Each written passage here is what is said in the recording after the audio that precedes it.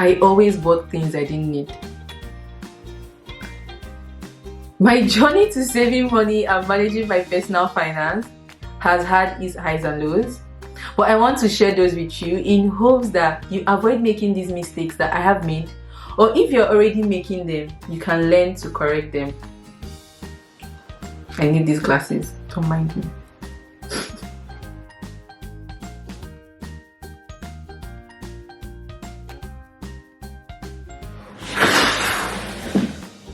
Talking about money is always a big issue for people. People try to avoid discussing money whenever the topic is being brought up. And I believe that things about money, because they don't even teach us these things in school, a lot of adults are actually moving around without having any financial literacy. Very important that we talk a lot about money. I think it's very important that we have some level of knowledge when it comes to managing money, personal finance, savings. We don't talk about it a lot, and that is why a lot of people make these mistakes that I made. So the number one mistake I made was not having a financial goal. Back in 2016, 2017 in Nigeria, we had a platform called Nigeria, where you put money and you get a particular percentage back after 30 days or after 14 days, depending on how much you put in. And then we had what we call referrals. So when you refer people, you get like 10% of the money they've invested. So I was part of the platform and I made a whole lot of money. I'm talking in millions. Yeah, so because I was making that amount of money back then, I didn't have a financial goal.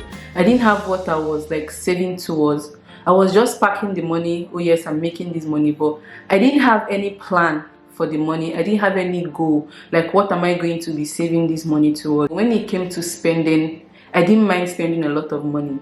But I believe that if I had a particular goal for saving that money, maybe I had a goal of probably purchasing a land or investing it in stocks or crypto, or maybe even just keeping it aside as savings, I feel like I would have probably saved more money than wasting that money. That is the mistake a lot of people are making today. People just save money, but they do not have plans or goal for the money. I feel if we have a target, maybe you want to purchase a house, or maybe you want to go into real estate and you're saving towards acquiring maybe your first home to be able to flip it, it will make you save more money. But because I didn't have any financial goal, I didn't get to save money and I wasted that money.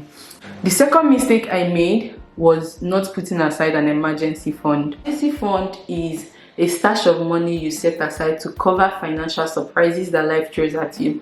So you know when you're in a situation you didn't even expect and then you need a lot of money, but because you don't have particular money set aside, it can either lead you to taking loan that you on a normal day would have avoided, or even going to get money from people or loved ones. And you know a lot of people have issues with asking people for help. I'm one of them. If I had set aside an emergency fund, not just having a financial goal this time, but setting aside an emergency fund, if I had that at the back of my mind, I know I would have set aside a lot of money for rainy days. But I didn't do that. I didn't set aside any emergency fund whatsoever. So when life threw some things at me, I wasn't able to fund them, which I know that on a normal day I would have been able to do that. So when you're saving, before you start saving, I always advise people to first of all set aside an emergency fund. A salary earner, you can either save 3 months of your salary.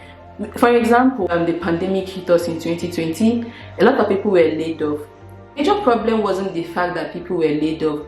The problem was that people were laid off, but they didn't have any money to fall back to. A lot of people had emergency fund. What hit people wouldn't have been so bad. So I always advise people to have emergency funds for rainy days. Now the third mistake I made was not treating my savings account as a savings account. What I mean by that is, yes, I have a savings account, but I have very easy access to this account. I have the ATM card with me, I have the bank app with me where I can easily transfer money. If someone calls and asks for help, I immediately transfer, and this is a savings account. So I had one account which was my savings account, and that savings account was also my spending account. So whenever maybe I need to get something that I don't need, I go to my savings account to pick the money. So I always advise people to have separate accounts for separate things. Your emergency fund should not share the same account with your savings account, and your savings account should not share funds with your spending account. So then I had a savings account, and it was my spending account as well.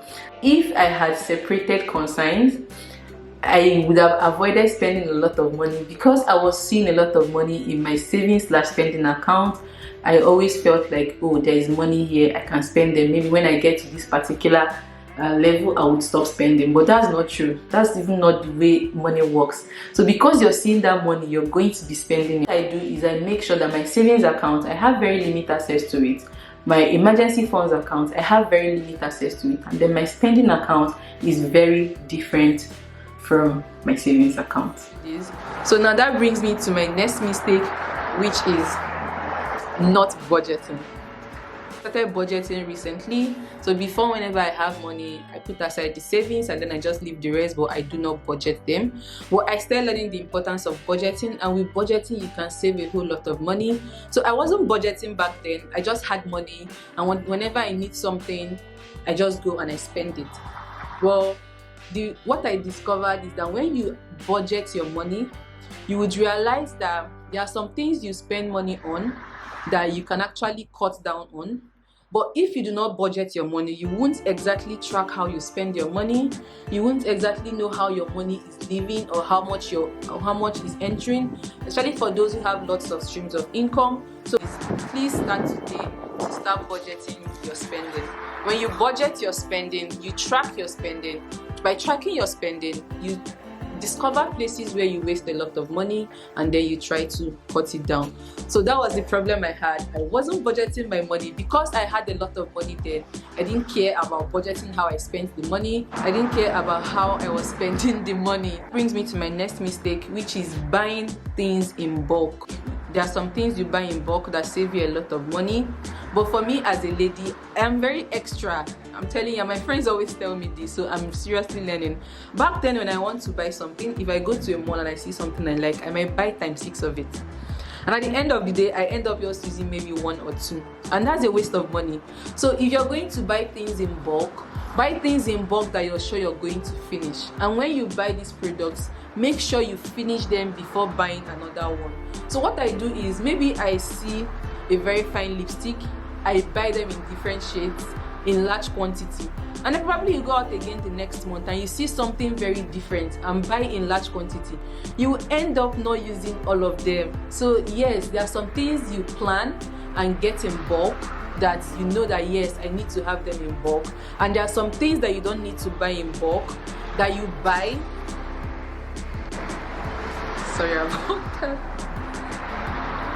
There's some things that you don't need to buy in bulk that you need to finish first before purchasing the next product.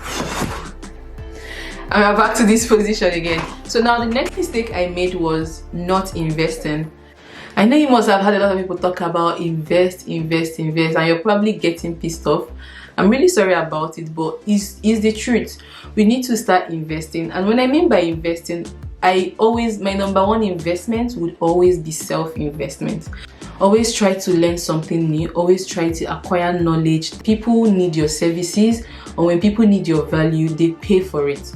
So I know, yes, I'm going to tell you to invest in stocks. I'm going to tell you to invest in crypto. I'm going to tell you to, if you have the money, to start real estate, acquire lands and properties, not liabilities, but assets that always appreciate. Invest in them, yes, but also do not forget to invest in yourself. Self-investment is always going to be number one.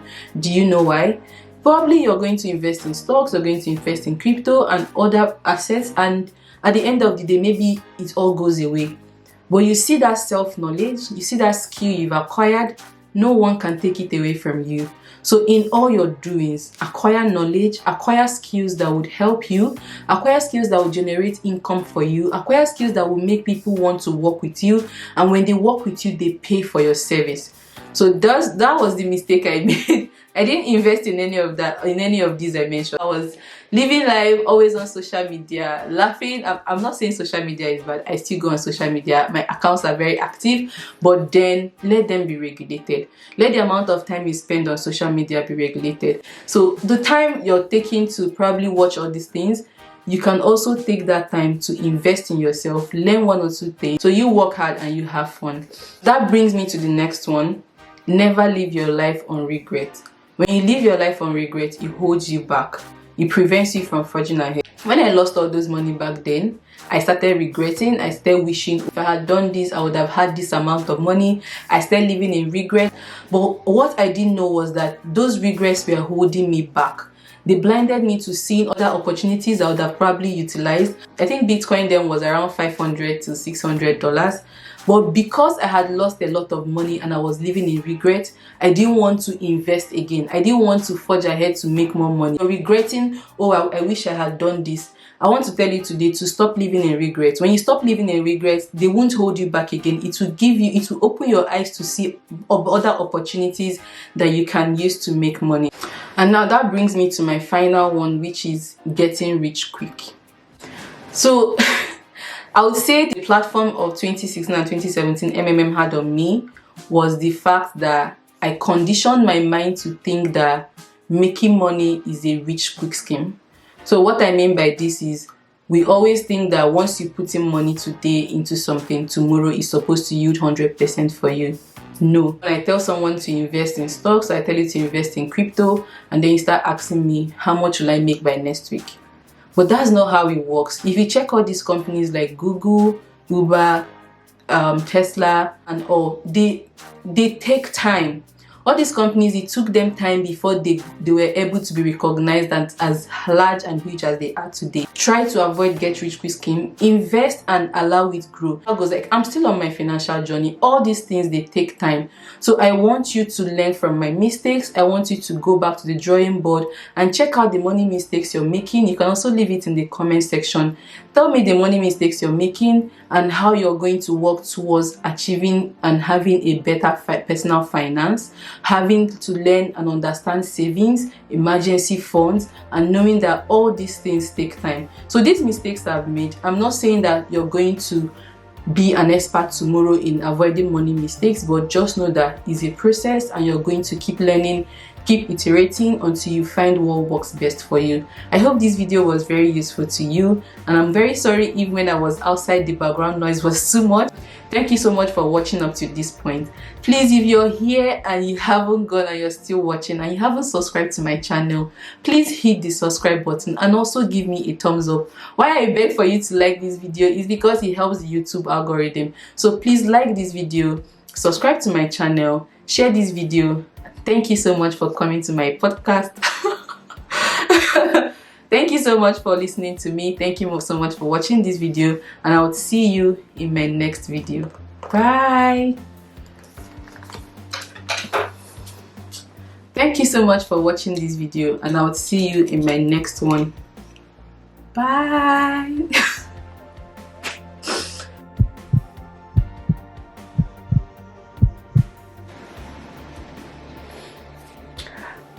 My journey to saving money and managing my personal finance had its highs and lows.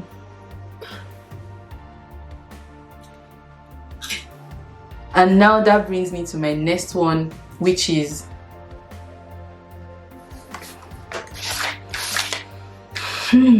what? So the next mistake,